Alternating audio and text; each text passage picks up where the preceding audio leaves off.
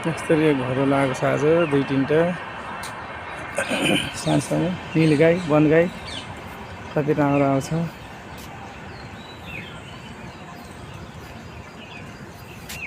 राम्रो बच्चाहरू वन गाईहरू हो। इन्डियामा त्यस्तो वन गाईहरू पाइन्छ, ठुल्ठुलो हुन्छ तर यिनीहरू चाहिँ बच्चाहरू चाहिँ घोरल पनि भन्छ कि यसलाई सायद। त्यो चाहिँ वन गाई नील गाई भन्छ यसलाई। यस्तो सही जङ्गलमै हुन्छ यिनीहरू, तर मान्छेहरूसँग खासै डराउँदैन। जङ्गली भयो भने मान्छेहरूको नजिक आउँछ। यो पालेको चाहिँ होइन है। ल हेर्नुहोस् गाई चाहिँ यस्तो चाहिँ अचम्मको जनावरहरू देखिन्छ यहाँ पनि। मयुरहरू पनि त्यति हुन्छ, ठुला मयुरहरू।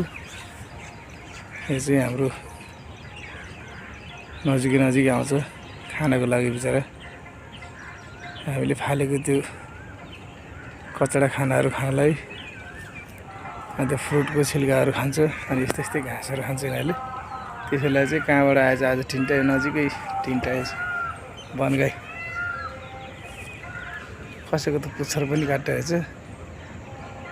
यो सानो अलि बच्चाको चाहिँ पुच्छर काटिरहेछ। दुईटाको चाहिँ ठिकठाकै छ। सेम हेर्दाखेरि यो गाई जस्तो पनि देखिन्छ, बाख्रा जस्तो पनि देखिन्छ। यो अलग टाइपको गधा टाइपको पनि देखिन्छ, तर यस्तो